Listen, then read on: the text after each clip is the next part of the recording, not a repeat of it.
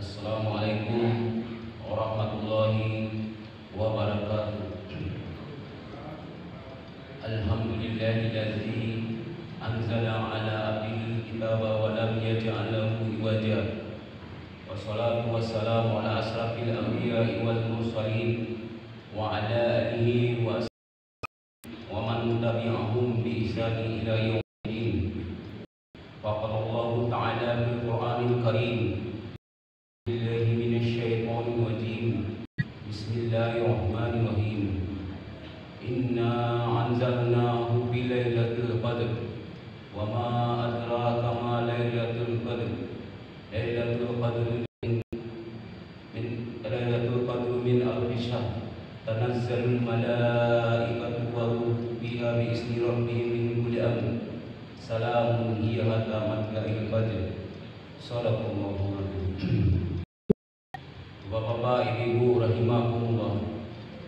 Kembali kita bersyukur kepada Allah Subhanahu wa taala atas berkat limpahan rahmat dan kurnia-Nya. Kita kembali bisa hadir di dalam masjid ini dalam rangka berubudiah kepada Allah Subhanahu wa taala yang telah kita laksanakan pagi ini, yaitu salat subuh berjamaah. Kemudian salawat dan salam semoga tercurahkan kepada baginda Nabi Muhammad SAW, kepada keluarga beliau, kepada sahabat beliau, kepada pengikut setia beliau. Bapak-bapak, ibu-ibu rahimahumullah, pada pagi ini kita akan kembali mentadaburi salah satu surat utama, yaitu surat Al-Qadar. Surat yang saya telah bacakan tadi yang artinya sesungguhnya kami telah menurunkan Al-Quran pada malam Qadar. Dan tahukah kamu itu apa malam kemuliaan itu? Malam kemuliaan itu lebih baik dari 1000 bulan. Pada malam itu turun para malaikat dan ruh atau Jibril dengan izin Tuhannya, serta sejahtera malam itu sampai terbit fajar. Maha benar Allah yang maha. Bapak-bapak, ibu-ibu rahimakumullah, surat ini berkisah tentang sebuah malam yang agung, yaitu pada malam tersebut berkumpul segala kebaikan sehingga disebutkan oleh Allah malam itu lebih baik daripada 1000 bulan. Kemudian apa itu Al-Qadar? Surat ini diberi nama surat Al-Qadar. Para mufassir menyebutkan beberapa pendapat, dan surat ini selalu digandingkan dengan beberapa kata, yaitu Lailatul, artinya malam. Menurut Imam Jalaluddin Mahidi dalam tafsir Jalalain, Al-Qadar adalah malam yang sangat agung, karena menurut beliau pada saat itu Allah menurunkan Al-Quran dalam 2 tahap. Tahap pertama Allah menurunkan dari Lauh Mahfuz ke langit dunia. Kemudian tahap kedua Allah menurunkan dari langit dunia kepada Nabi Muhammad selama 23 tahun berangsur-angsur. Dan pada malam Lailatul Qadar Allah menurunkan 5 ayat dalam surat Al-Alaq, yaitu surat yang pertama kali diturunkan.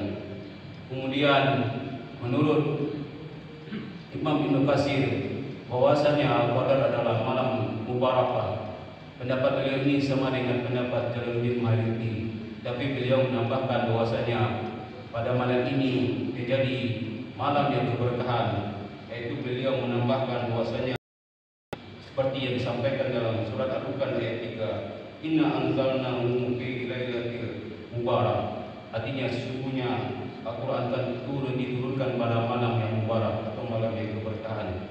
Menurut Imam At-Tabari, Lailatul Qadar adalah malam penentuan, yaitu penentuan takdir-takdir makhluk selama 1 tahun. Ini sesuai dengan akar kata daripada qadar dan takdir, sama artinya. Kemudian Imam Sa'di juga berpendapat bahwasanya Lailatul Qadar adalah malam penentuan juga, malam di mana ditentukan ajal rezeki daripada makhluk Allah Subhanahu wa taala.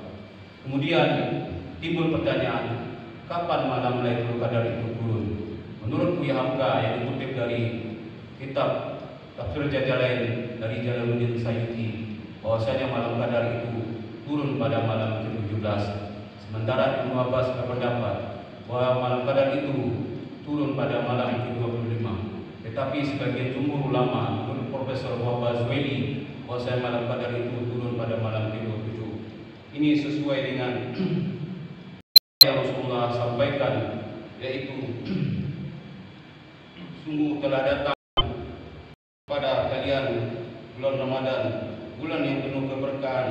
Allah telah mewajibkan pada kalian berpuasa bulan tersebut.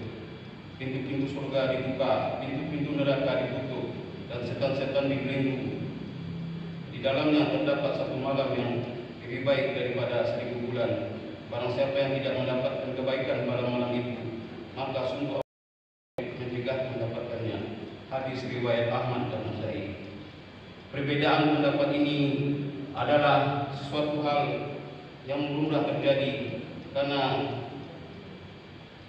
berapa ayat di dalam Al-Quran menyampaikan secara tidak jelas. Ini adalah semua rahasia Allah Subhanahu wa Ta'ala. Pada satu hari Nabi mendapatkan petunjuk dari Allah Subhanahu wa Ta'ala. Kemudian Nabi ingin menyampaikan kepada sahabatnya, tetapi kemudian Nabi menemui sahabatnya sedang bertengkar. Suaranya keras sekali sehingga Nabi mendamaikan keduanya. Kemudian sampai-sampai Nabi lupa apa yang Allah telah sampaikan. Kemudian Nabi mengatakan kepada sahabatnya, aku telah disampaikan oleh Allah tentang kapan dan ciri-ciri malam Qadar itu, tetapi Allah melupakan aku. Inilah rahasia Allah, di mana Nabi telah diberikan oleh Allah SWT. Kemudian ada satu peristiwa yang menyebabkan beliau lupa kepada hal-hal yang demikian. Kemudian dari beberapa penjelasan tadi, bahwasanya ada keistimewaan daripada malam Qadar. Yang pertama, kita lihat daripada ayat ketiga daripada malam lain, yaitu lebih baik daripada 1000 bulan diisi dengan penuh ketaatan dan amal ibadah. 1000 bulan kalau kita hitung secara matematika 83 tahun 4 bulan. Artinya tidak mungkin manusia akan bisa beribadah selama itu, selama 83 tahun terus menerus tanpa henti. Itulah kebaikan Allah SWT. Kita tahu bahwasanya umat Imam diberi umur yang tidak terlalu panjang, di kisaran 60 sampai 70 tahun. Tetapi Allah memberikan timbal balik bahwasanya ada suatu malam yang bisa mengimbangi umur mereka sebanyak 83 tahun kalau mereka beribadah selama malam itu mereka tidak henti. Kemudian yang kedua, nikmat Allah mengaturkan kepada kita di malam itu. Saya kutuk berpendapat bahwasanya 1000 bulan itu bukan berarti makna yang sebenarnya, tetapi makna majazi atau makna perumpamaan. Begitu banyaknya kemuliaan yang di dalam itu sehingga digambarkan dengan 1000 bulan. Artinya keberkahan-keberkahan sangat melimpah di dalam itu. Allah menyebutkan dengan angka 1000 bulan, tapi angka tersebut menurut saya kutuk adalah angka perumpamaan. Kemudian yang kedua, pada malam itu Allah memberi tugas kepada malaikat yang dipimpin oleh Jibril alaihissalam, bahwasanya Jibril menyelesaikan perkara-perkara yang ada di dunia.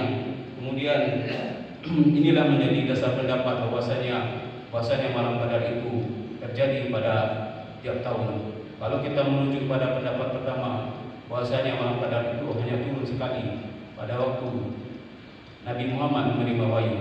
Tapi kalau kita merujuk pada pendapat kedua, bahwasanya malam Qadar itu turun tiap tahun di mana diberikan pada bulan Ramadan, seperti yang disampaikan oleh sabda Nabi tadi.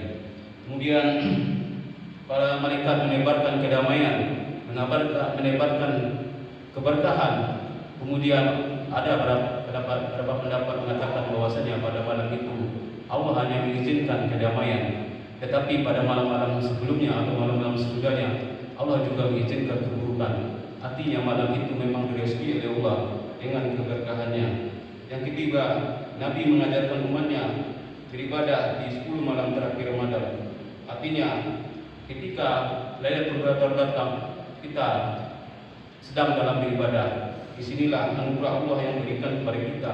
Artinya Allah akan memilih siapa umat yang sungguh-sungguh beribadah kepadanya, dan Allah memberikan ganjaran, yaitu Lailatul Qadar. Ini rahasia Allah. Semua hanya kita berusaha semaksimal mungkin kita memberikan tenaga kita untuk beribadah kepada Allah, di malam Lailatul Qadar. Artinya kita jangan pilih-pilih tanggal di malam Lailatul Qadar, walaupun telah digambarkan secara ciri-cirinya oleh para ulama, tetapi tidak ada satupun yang memastikan bahwasanya kapan malam Lailatul Qadar itu turun. Karena Nabi pun dilupakan oleh Allah untuk menyampaikan kepada sahabatnya. Kemudian pada malam itu Allah akan mengampuni dosa-dosa yang kita telah berlalu, seperti sabdanya, "Anqama lailatul qadri imanan wa ihtisaban, ghufirallahu ma qaddama min zambi." Artinya, barang siapa yang mendirikan atau mengisi ibadah dengan keimanan pada malam Lailatul Qadar dengan mengharapkan kepada Allah, maka akan diampuni dosanya yang telah lalu. Allah berjanji bahwasanya Allah akan mengampuni dosa-dosa kita kalau kita mendapatkan malam Lailatul Qadar. Kemudian Nabi menganjurkan kepada kita untuk berdoa. Doanya yaitu, Allahumma innaka afuwun tuhibbul afwa fa'fu anni. Ya Allah, sesungguhnya Engkau Maha penerima maaf, Engkau yang memberikan maaf, maka maafkanlah diriku. Bapak Ibu rahimakumullah, itulah gambaran daripada malam Lailatul Qadar, malam yang penuh keberkahan, malam yang penuh kemuliaan, sehingga kita diharapkan untuk bisa bersungguh-sungguh mendapatkannya. Kemudian dari beberapa keterangan yang saya sampaikan di atas tadi, ada beberapa hikmah yang dapat kita ambil untuk kehidupan kita. Yang pertama, umat Nabi Muhammad adalah umat yang terpilih karena Allah telah menurunkan Al-Quran untuk petunjuk bagi umatnya. Kemudian Nabi Muhammad menjadi penghulu para nabi, di mana Nabi Muhammad menyampaikan wahyu kepada kita, sehingga Nabi Muhammad merupakan nabi terakhir, nabi penutup zaman. Kemudian yang menyampaikan wahyu adalah Jibril, yang merupakan penghulu daripada malaikat, di mana Nabi menerima wahyu langsung dari Jibril, dari Roh Mahfuz, kemudian digelar dengan penghulu para malaikat. Al-Quran diturunkan pada bulan Ramadan, maka bulan Ramadan adalah bulan yang spesial, dan terlebih spesial lagi malam turunnya Al-Quran adalah Lailatul Qadar, menjadikan malam yang amat agung melebihi kebaikan 1000 bulan. Kemudian Allah merahasiakan waktunya. Hikmahnya adalah bahwasanya kita diminta sungguh-sungguh untuk melakukannya. Allah menganjurkan kita untuk beribadah di malam-malam terakhir Ramadan, di mana kita diharapkan pada saat itu beribadah terus-menerus, penuh keimanan dan penuh pengharapan pahala dari Allah, sehingga Allah memberikan ganjaran kepada kita bahwasanya dosa kita akan dihapuskan. Yang ketiga, Lailatul Qadar dicirikan dengan penuh kedamaian. Maksudnya di sini ini menunjukkan kasih sayang Allah kepada kita. Kita dianjurkan untuk memberikan penyucian diri, mendekatkan diri kepada Allah Subhanahu wa taala agar manusia itu bisa menghapuskan dosa. Kita maklum bahwa manusia adalah tempat dosa, tempat di mana manusia itu lupa dan tidak bisa sanggup untuk melaksanakan apa-apa yang dimintakan Allah secara keseluruhan, karena manusia adalah manusia bersifat lemah. Oleh karena itu, manfaatkanlah malam Lailatul Qadar itu, khususnya di mana 10 hari terakhir Ramadan. Itulah sudah disampaikan oleh para mufassir bahwasanya disitulah terdapatnya malam-malam Lailatul Qadar. Semoga kita bisa menjaga nanti pada saat bulan Ramadan yang beberapa hari lagi akan masuk, kita bisa mengingat, bisa menimbang, kita bisa mempersiapkan diri di 10 malam-malam terakhir. Jangan sampai kita lengah di 10 malam terakhir. Biasanya umat ini mempunyai kebiasaan di 10 malam terakhir masjid makin lama makin sepi. Oleh sebab itu, memperbanyak ibadah. Kita yang telah sering mendengar ceramah dari para dai mubalik, kita harus lebih baik daripada orang-orang yang tidak pernah mendengarkan ceramah atau orang-orang yang tidak mau tahu dengan apa itu malam Lailatul Qadar. Oleh karena itu, marilah kita sama-sama menyambut Ramadan ini dengan penuh gembiraan, penuh dengan sukacita, bahwasanya bulan berkah telah datang. Mungkin itu saja yang dapat saya sampaikan tadi ini. Semoga menjadi iktibar pelajaran bagi saya, bagi bapak-bapak ibu yang mendengarkan. Sebelum saya tutup, saya mohon maaf atas segala kekurangan. Kita mau memasuki puasa, Semoga saya minta maaf kepada bapak-bapak, ibu, selama saya memberikan kultum 1 tahun ini mungkin ada kesalahan atau salah kata yang saya sampaikan. Semoga kita sama-sama memasuki Ramadan ini dalam kesucian jiwa. Assalamualaikum warahmatullahi wabarakatuh.